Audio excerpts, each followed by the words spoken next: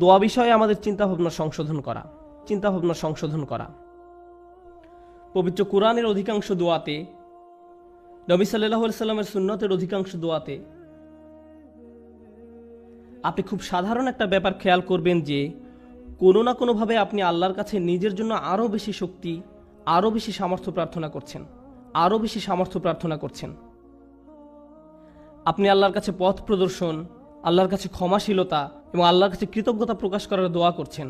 আউজিআইনি আন আশকুরা নি'মাতাকা আল্লাতী আন'আমতা আলাইয়া, আমাকে ক্ষমতা প্রদান করুন যাতে আমি আপনার নিয়ামতের কৃতজ্ঞতা প্রকাশ করতে পারি। আমি আপনাদের একটা উদাহরণ দিব যা দ্বারা আপনাদের বুঝতে সহায়ক হবে যে আমি আসলে কি বোঝাতে চাচ্ছি। যেমন ধরুন, একজন মানুষ সমুদ্রে ছিল এবং তাদের জাহাজের সাথে পাথরের সংঘর্ষ হয়ে জাহাজটি ডুবে গেল।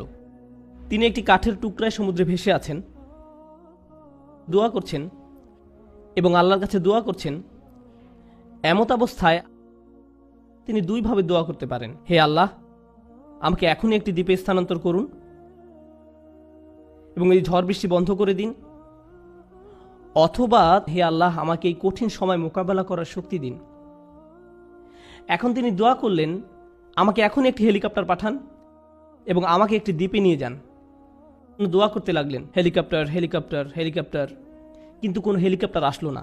তিনি বললেন, আল্লাহ, আমাকে হেলিকপ্টারও পাঠালেন না, আমি তো অনেক দোয়া করলাম, এটা ঠিক না, বাদ দাও, আমি আর দোয়াই করব না। অথবা মনে করুন উনি দোয়া করছেন সমুদ্র শুকিয়ে সমতল ভূমি হয়ে যাক, বলছেন, হে আল্লাহ, আপনার তো সেই ক্ষমতা আছে যে কোনো অবস্থার পরিবর্তনের, আপনি সকল কিছুর সৃষ্টিকর্তা, আপনি এই সমুদ্রকে সমতল ভূমিতে পরিণত করতেই পারেন। আপনি যেহেতু ইব্রাহিম আলাইহিস সালামকে নিক্ষেপ করা আগুন ঠান্ডা করে দিয়েছিলেন, আপনি আমার জন্য এটাও করতে পারেন। কিন্তু তারপরও সেটা ভূমিতে পরিণত হয় না, সমুদ্রই থেকে যায় এবং লোকটা ধীরে ধীরে ডুবে যাচ্ছেন। আমি যে বিষয়টা বলতে চাচ্ছি, আমরা মনে করি দোয়ার উদ্দেশ্য হলো আমাদের পারিপার্শ্বিক বাস্তবতা পরিবর্তন করা। কিন্তু যদি আপনি কুরআন এবং সুন্নাহর দোয়াগুলো অধ্যয়ন করে থাকেন, তবে আপনি খেয়াল করে দেখবেন যে পরিবর্তন আপনি যা চাইবেন তা একান্তই নিজের জন্য। হে আল্লাহ, আমি একটা কঠিন সময়ের মধ্যে দিয়ে যাচ্ছি, এটা কাটিয়ে ওঠার সক্ষমতা দান করুন। কিছু পরীক্ষার্থী একটা সাধারণ পরীক্ষা দিবে, তখন তারা দুই ধরনের দোয়া করতে পারে। একটি হলো, হে আল্লাহ, আমাকে এই বিষয়টি বুঝে নেওয়ার ক্ষমতা দিন, মনোযোগী করুন, আমাকে এমন ক্ষমতা দিন যেন পরীক্ষা দেওয়ার সময় আমি ঘাবড়িয়ে না যাই, অলসতা যেন আমাকে গ্রাস না করে, এভাবে নিজের জন্য দোয়া করা।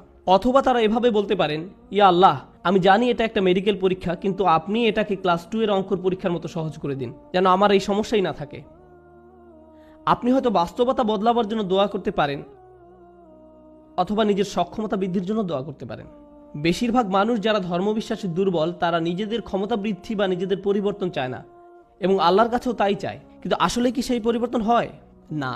এবং যখন পরিবর্তন হয় না, তখন তারা আল্লাহকে দোষারোপ করে, কেন আপনি আমার পৃথিবীকে পরিবর্তন করেননি, কেন আপনি সবকিছুকে আমার জন্য সহজ করে দেননি। আপনি যদি চান বাস্তবতা আপনার পক্ষে থাকবে, তাহলে আপনাকে সত্যিকারভাবে শিখতে হবে কিভাবে আল্লাহর কাছে সমর্পিত হতে হয়। এমন নয় যে যখন কিছু প্রয়োজন, কোনো সমস্যা, তখনই আল্লাহর কাছে সাহায্য চান, বরং আপনি আল্লাহর কাছে সব সময় আসবেন, আপনাকে সব সময় তার কাছে সমর্পিত হতে হবে। এভাবে এই মনোভাবের উন্নতি হবে এবং এমন একটি সময় আসবে যখন বাস্তবতা আমাদের কাছে আত্মসমর্পণ করবে, আর সেই সময় হলো যখন আমরা আল্লাহর সাথে মিলিত হব। আমরা যা চাই তা সবই আমরা পাবো। সমস্যা হলো আমরা সবাই এই মুহূর্তে চাই। আল্লাহ বলছেন, আমি তোমাদের সবই দিব, কিন্তু এখন তোমরা কিছু ভালো অভিজ্ঞতা অর্জন করবে এবং কিছুটা পরীক্ষায় পড়বে। আর একমাত্র যে কারণে তিনি আমাদের পরীক্ষায় উপনীত করেন তা হলো তিনি চান আমরা যেন উত্তীর্ণ হই এবং জান্নাতের জন্য যোগ্যতা অর্জন করি, কারণ এই কষ্টকর যাত্রা আমাদেরকে তাঁর সান্নিধ্যে নিয়ে আসবে। পরবর্তী প্রসঙ্গে আসতে পারি, যাতে করে এই আয়াত শেষ করতে পারি। প্রতিবন্ধকতার উদ্দেশ্য। আমরা আমাদের জীবনে কিছু জিনিস চাই। একজন যুবক হয়তো বিয়ে করতে ইচ্ছুক বা একজন যুবতী বিয়ে করতে ইচ্ছুক। আপনি একটা ভালো চাকরি বা বাড়ি চান, আপনি চান আপনার পরিবার ভালো থাকুক, আপনি সন্তানদের ভালোভাবে লালন পালন করতে চান, তাদের জন্য ভালো শিক্ষা, তাদের ভালো বিয়ে দিতে চান। আমাদের জীবনে বিভিন্ন জিনিসের অগ্রাধিকার রয়েছে, এমন জিনিস যা আপনি চাচ্ছেন গত মাস থেকে। আপনি বিভিন্ন জিনিস এই জীবনে অর্জন করতে চান। আল্লাহ তার কিতাবে আমাদের শিক্ষা দেন যে এমন একটা জিনিস আছে, তা যদি তোমরা অর্জন করতে পারো, সেটা হবে তোমাদের জীবনের সবচেয়ে বড় অর্জন। সব ঠিক হয়ে যাবে যদি তোমরা এই জিনিস পাও, এবং সেই জিনিস হলো আল্লাহর নিকটবর্তী হওয়া, আল্লাহর সাথে ভালো সম্পর্ক তৈরি করা, সম্পর্ক তৈরি করা, তার সাথে সত্যিকারের সম্পর্ক ও বন্ধন তৈরি করা। কিন্তু সমস্যা হলো, যখন জীবন সত্যি ভালো থাকে তখন তারা পথভ্রষ্ট হয়ে পড়ে। আপনি তখন ভিডিও গেম থেকে শুরু করে চলচ্চিত্র, তা থেকে সোশ্যাল মিডিয়ার হালচাল, তা থেকে রেস্টুরেন্টে বন্ধুবান্ধবদের সাথে ঘোরাঘুরি, দিন শেষে ঘুমিয়ে পড়েন। আল্লাহকে ভুলে যান, আল্লাহকে মনে রাখেন না, ভুলে যান। এরপর যখন কঠিন সময় আসে তখন বন্ধুরা আর সাথে থাকে না, খেলাধুলা ভালো লাগে না, গাড়িটাও ভালো লাগে না, কারণ স্বাস্থ্য নষ্ট হয়ে গিয়েছে। আর যখন শরীর অসুস্থ হয়ে পড়ে কোনো কিছুই আর ভালো লাগে না, খালি তখন মনে হয় যে আমি কখন হাসপাতালের থেকে ছাড়া পাবো। ইস, আমি যদি আবার হাঁটতে পারতাম। মানুষজন আপনার পছন্দের খাবার আনবে, আপনি খেতে যাচ্ছেন না। আপনার পছন্দের মুভি দেখাবে, আপনি দেখতে চান না। আপনি সারাক্ষণ যেসব বিষয় নিয়ে মেতে থাকতেন, একটার পর একটার পিছে ছুটে বেড়াতেন, আজ আর কিছুই ভাল লাগে না। কোনো কিছুর প্রতি আজ আপনার কোনো আগ্রহ নেই, কারণ আল্লাহর একটি রহমত আপনার জন্য কিছুটা কমে গিয়েছে। এমত অবস্থায় আপনার জন্য দুইটা উপায় রয়েছে। আপনি যদি এমন মানুষ হন যাদের অবস্থান বিশ্বাসের একেবারে প্রান্ত সীমায়, আপনি আল্লাহকে দোষ দেওয়া শুরু করতে পারেন, আপনি কেন আমাকে এই বিপদে ফেললেন। অথবা এই বিপদের সময় আপনি আমাদের জীবনের সবচেয়ে শ্রেষ্ঠ সম্পত্তি অর্জন করতে পারি, আর সেটা হলো বিনম্রতা এবং আল্লাহর অধিক নিকটবর্তী হওয়া। এভাবে আত্ম উপলব্ধি করা যে যখন আমি সুস্থ এবং সম্পদশালী ছিলাম, সব কিছু ঠিক ছিল, তখন আমি বুঝতে পারিনি যে তখন একজন আমাকে সব কিছু প্রদান করে যাচ্ছিলেন। আল্লাহ আমাকে প্রতি মুহূর্তে যোগান দিয়েছিলেন। আমি এর কোনো কিছুরই যোগ্য ছিলাম না। এজন্যই আল্লাহ সুবহানাহু ওয়া তাআলা বলেন, উলাইকা লাহুম নাসিবুম মিম্মা কাসাবু। উলাইকা লাহুম নাসিবুম মিম্মা কাসাবু। আল্লাহ ফাদলের কথাও বর্ণনা করেছেন, অবতাগু মিন ফাদলিল্লাহ। আল্লাহর অনুগ্রহ তালাশ করো। আপনি কিছু উপার্জন করতে পারেন না, আপনি যা কিছুই পান তা আপনার প্রতি আল্লাহর অনুগ্রহ মাত্র। কিন্তু সময় থাকতে বুঝতে পারেননি, কারণ আপনি এটা সহজেই পেয়েছিলেন। আপনি আল্লাহর কাছে অনুনয় বিনয় করে চাইতে থাকেন, কান্নাকাটি করেন এবং এমনভাবে প্রার্থনা করতে থাকেন যেভাবে পূর্বে কখনো করেননি, যেভাবে আগে কখনো অনুভব করেননি। এবং অতঃপর আল্লাহ আপনাকে সুস্থ করেন। তারপর আপনি অনুধাবন করেন হাসপাতালে সেই একান্ত মুহূর্তগুলো, সেইগুলোই ছিল আপনার গোটা জীবনের শ্রেষ্ঠতম সুমিষ্ট সময়। জীবনের সেই সামান্য সময়গুলোতেই আপনার এবং আল্লাহর মাঝে আর কিছু ছিল না। সেই মিষ্টি মুহূর্তগুলো আপনাকে আখিরাতে রক্ষা করে দিতে পারে। এই মুহূর্তগুলি হতে পারে সবচেয়ে বড় পুরস্কার যা আল্লাহ আপনাকে দিয়েছেন। যখন সময় কঠিন হয়ে যায়, ওয়া ইন আসাবাতহু ফিতনাতুন ইনকালাবা আলা ওয়াজহিহি, এবং যদি কোনো পরীক্ষায় পড়ে তখন মুখ ঘুরিয়ে নেয়। তার মানে কি? তার মানে আমি আল্লাহর কাছে কিছুই চাই না। কিভাবে তিনি আমাকে ছেড়ে গেলেন? কেন তিনি আমাকে বিপদে ফেললেন? আমাদের সময় এটা উপলব্ধি করা খুবই সহজ। আমরা অস্বাভাবিক এক ভোগবাদী সমাজে বসবাস করি, যেখানে সব কিছু সহজলভ্য এবং দ্রুত লাভ করা যায়। বিনোদন পেতে চান? ফোনে একটা অ্যাপ খুললেই হবে। কিছু কিনতে চান? জাস্ট অ্যামাজন থেকে অর্ডার করুন, এটা আপনার ঘরে পৌঁছে যাবে। সবকিছু কষ্ট ছাড়া পাওয়া যায় এবং সবকিছু সাথে সাথেই পাওয়া যায়। আপনি কিছু চাইছেন, আপনাকে তার কাছে যেতে হবে না, সেটাই আপনার কাছে আসবে। সবকিছু দ্রুত হয়। আমাদের এখন আপ্যায়িত হওয়ার অভ্যাস হয়ে গিয়েছে। আপনার একটা অর্ডার যদি 2 থেকে 3 দিনের জন্য দেরি হয়, তবে আপনি তাকে 1 স্টার বা থামস ডাউন খারাপ রেটিং দিচ্ছেন। আমরা এতে অভ্যস্ত হয়ে গেছি। এমত অবস্থায় আপনি যখন আল্লাহর কাছে দোয়া করছেন, আপনার সমস্যাগুলো সমাধান চাইছেন, আপনার সব কিছু দ্রুত এবং ত্বরিত করা দরকার। আমার আর ভালো ভোক্তা অধিকার চাই। যখন এটা হয় না, তখন আপনি বলেন বাজে সার্ভিস। আমার আর ভালো ভোক্তা অধিকার চাই, আমার আর ভালো ভোক্তা অধিকার চাই। আপনার ভাবখানা তখন এমন হয়ে যায় যে আমি আল্লাহর কাছে আর কিছুই চাইব না, কোনো অর্ডার দিব না। আপনি এখন ক্রেতার মতো সুবিধা পেতে চান, আর আপনি আল্লাহর কাছ থেকে মুখ ফিরিয়ে নেন এবং বলেন তিনি আমার কথা শুনছেন না, আমার সমস্যার সমাধান করছেন না। বুঝতে চেষ্টা করুন যে সবার জন্য আল্লাহর পরিকল্পনা রয়েছে। দুটো উদাহরণ দিচ্ছি। ইয়াকুব আলাইসাল্লামের ক্ষেত্রে দেখুন, তিনি তার ছেলে ইউসুফ আলাইসাল্লামকে হারিয়ে ফেলেন। আল্লাহ বহু বছর পর সেই সন্তানকে তার কাছে ফিরিয়ে দেন।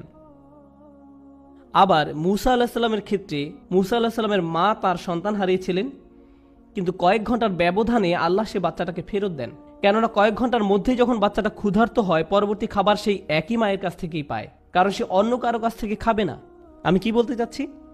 এই জগতে আল্লাহ কখনো কখনো নিমেষেই আমাদের বিপদমুক্ত করেন, আবার কখনো বা বহু বছর পরে বিপদমুক্ত করেন, কিন্তু প্রতি ক্ষেত্রেই আল্লাহ ভালোর জন্যই করেন। আমি কি বলতে চাচ্ছি? ভালোর জন্যই করেন। আমি বিশেষত ইয়াকুব আলাইসাল্লামের গল্পটা পছন্দ করি, কেননা এই ঘটনার কল্যাণকর দিকগুলো চিন্তা করে দেখুন একবার। এত বছর ধরে বাবা কাঁদলেন এবং প্রায় নিজের দৃষ্টিশক্তি হারিয়ে ফেললেন, তাই না? কোরআনের ভাষা অবিয়াদ তাই না হু, কোনো কোনো আলেম যেমন আলুসি রহমতুল্লাহ আলাইহি মন্তব্য করেন তিনি কাঁদতে কাঁদতে অন্ধ হয়ে গিয়েছিলেন। এখন এই পুরো সময়টা জুড়ে ইউসুফ আলাইহিস সালাম কোথায় ছিলেন? তিনি ছিলেন জেলে। প্রথমত তিনি ছিলেন শিশু শ্রমিক এবং বড় হওয়ার পর জেলে যান, বহু বছর জেলে কাটান। হয় তিনি ছিলেন শিশু শ্রমিক, নতুবা তিনি জেলের কয়েদি হিসাবে জীবনযাপন করেন। প্রথমত তিনি ছিলেন শিশু শ্রমিক, নতুবা তিনি জেলের কয়েদি হিসাবে জীবনযাপন করেন। সুন্দর জীবন ছিল না, এটা সুন্দর জীবন নয়। কিন্তু এরপরও যখন তিনি রাজার স্বপ্নের অর্থ বলেন এবং সেই স্বপ্নের অর্থ হয় যে পুরো অর্থনীতিতে 7 বছরের মধ্যে ধস নামবে, মানুষজন দুর্ভিক্ষে মারা যাবে, একজনই তখন সেই সমস্যার সমাধান জানতেন, তিনি হলেন ইউসুফ আলাইহিস সালাম। যদি তিনি জেলে না থাকতেন তাহলে রাজাকে সাহায্য করতে পারতেন না। বুঝতে পেরেছেন? যদি ইউসুফ আলাইহিস সালাম পুরোটা সময় নিজের বাবার সাথে কাটাতেন তাহলে এমন ঘটনা ঘটতো না। তাই এখন যেহেতু তিনি সেখানে রয়েছেন এবং স্বপ্নের ব্যাখ্যা দেন এবং বলেন আমিই পারবো সমস্যার সমাধান করতে, আমাকে সম্পদ রক্ষার দায়িত্ব দিন, আমিই পারবো সমস্যার সমাধান করতে, আমাকে সম্পদ রক্ষার দায়িত্ব দিন, এবং তিনি যখন এই কাজগুলো সম্পাদন করেন তখন কি হলো? লাখ লাখ বাবা মাকে আর কাঁদতে হয়নি, কারণ তাদের সন্তান ক্ষুধার যন্ত্রণায় মৃত্যুবরণ করেনি। একজন বাবা তার সন্তানের জন্য বহু বছর কাঁদলেন, কিন্তু তার একার কান্নায় আল্লাহ হাজার হাজার পরিবারকে কান্না থেকে বাঁচিয়ে দেন। কারণ তিনি যদি অর্থনীতি এবং ফসল না বাঁচাতেন পুরো দেশটাতে খরা হতো, মানুষ দুর্ভিক্ষে মারা যেত এবং যুদ্ধসহ বিভিন্ন সমস্যার সূত্রপাত হতো। কখনো কখনো আপনি যে সমস্যার মধ্য দিয়ে যান সেটা শুধু আপনার নিজের জন্যই কল্যাণকর নয়, সেটা অনেকের জন্য সাদকায় জারিয়ায় পরিণত হতে পারে। আপনি সেটা জানেন না, কিন্তু আপনার ইমানের অবস্থা যদি নড়বড়ে হয় আল্লাহর উপর আপনার এমন বিশ্বাস থাকবে না। আর তাই এই নড়বড় ইমানের কারণেই আপনি আল্লাহর দিক থেকে মুখ ফিরিয়ে নেবেন। তারপর আল্লাহ বলেন খসিরত দুনিয়া ওয়াল আখিরা। যখন মানুষ এমন করে তখন তারা এই দুনিয়া এবং পরকাল উভয়টাই হারায়। এর মানে কি? আপনি যদি নিজেকে ধরে রাখতে পারেন, দেখুন আল্লাহ বলছেন লাকাদ খলাকনাল ইনসানা ফি কাবাদ, নিঃসন্দেহে আমি মানুষকে সৃষ্টি করেছি কষ্ট ক্লেশের মধ্যে। আপনি আল্লাহকে বিশ্বাস করুন আর নাই করুন, আপনার জীবনে চ্যালেঞ্জ থাকবেই। আপনি আল্লাহকে বিশ্বাস করুন আর নাই করুন, জীবিকা উপার্জন করতে আপনাকে প্রচুর পরিশ্রম করতে হবে, অসুস্থতার সাথে লড়াই করতে হবে। এই জীবনটা এমন নয় যে বিশ্বাসীরা এখানে বিলাসী জীবনযাপন করবে আর অবিশ্বাসীরা কষ্টে থাকবে। আল্লাহ সব মানুষকেই কষ্ট ক্লেশের মধ্যে সৃষ্টি করেছেন, তিনি এটাই বলছেন। এখন আপনি যদি ইমানের সাথে এই কষ্ট ক্লেশ অতিক্রম করতে পারেন তাহলে এই জীবনে যেমন আপনি সফলতা লাভ করবেন তেমনি পরকালীন জীবনেও সফল হবেন। আপনি এমন মানসিক প্রশান্তি লাভ করবেন যা অবিশ্বাসী কারো পক্ষে লাভ করা সম্ভব না। আপনি এবং অবিশ্বাসী দুজনই অসুস্থ, কিন্তু আপনি অসুস্থ থাকা সত্ত্বেও প্রশান্তি লাভ করেন আর সে কোনো প্রশান্তি পায় না। আপনি এবং অবিশ্বাসী দুজনে একই ধরনের অর্থনৈতিক সমস্যায় থাকবেন, একই ক্ষুধায় থাকবেন, তারপরেও আপনার অন্তর প্রশান্ত। এত কিছুতে আল্লাহ আপনাকে শান্তি দিচ্ছেন, পুরস্কৃত করছেন, শান্তি দিচ্ছেন, তিনি এখনও আপনাকে রক্ষা করছেন। যারা বিপদে পড়লে আল্লাহর দিক থেকে মুখ ফিরিয়ে নেয় তাহলে আপনি এই দুনিয়ায় শান্তিও হারাবেন, তো আখিরাতে তো হারাবেনই। খসিরাত দুনিয়া ওয়াল আখিরা। আল্লাহ নিকট এই বলে দোয়া করি রব্বানা আতিনা ফিদ দুনিয়া হাসানা ওয়া ফিল আখিরাতি হাসানা, হে আমাদের রব আমাদের দুনিয়ায় হাসানা দান করুন এবং পরকালের হাসানা দান করুন। এখানে হাসানা শব্দের উপযুক্ত অর্থ হলো যখন আপনি আল্লাহর কাছে জীবনের জন্য ভালো কিছু চান, অর্থাৎ ভবিষ্যতের জন্য ভালো চাওয়া, আখিরাতের জন্য চাওয়া একই সময়। এটা হলো রব্বানা আতিনা ফিদ দুনিয়া হাসানা ওয়া ফিল আখিরাতি হাসানা। এবং এই কারণে অফিল আখিরাতে হাসানা, ফলশ্রুতিতে আখিরাতের কল্যাণ, যেটা ভিতর বাহির উভয় দিক থেকেই সুন্দর। অফিল আখিরাতে হাসানা। তো আল্লাহ বলেন যালিকা হুয়াল খুসরানুল মুবিন, এটি হলো সুস্পষ্ট ক্ষতি। কোরআনে ক্ষতির জন্য 3টি শব্দ ব্যবহার করা হয়েছে। আল্লাহ ব্যবহার করেছেন খুসর, ইন্নাল ইনসানা লাফি খুসর। তিনি ব্যবহার করেছেন খাসারান এবং খুসরান। খুসরান হলো মাজদার সিগাতুল মুবালাগা, চরম পর্যায়ের ক্ষতি, কল্পনাতীত ক্ষতি। আল্লাহ তাআলা যত ক্ষতির কথা বলেন তার মধ্যে সবচেয়ে খারাপ হলো এটা।